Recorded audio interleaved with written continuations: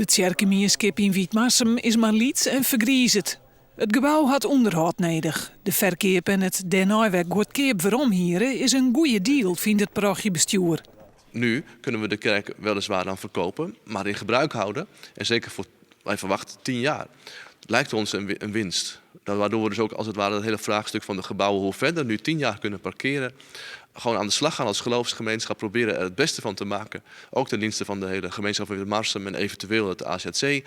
En daarmee gewoon te bouwen aan onze toekomst. Gewoon parochiaan binnen het er net mee eens.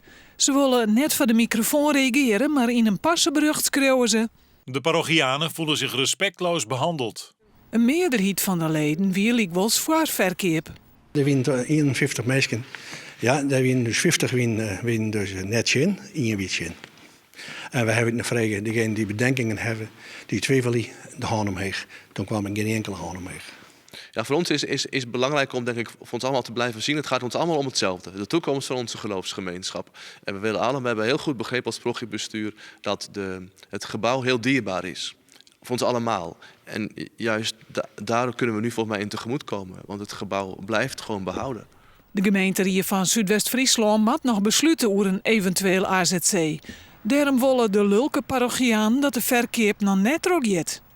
De parochianen eisen van het parochiebestuur dat de eventuele verkoop van de kerk in ieder geval tot na dat besluit van de gemeenteraad wordt uitgesteld.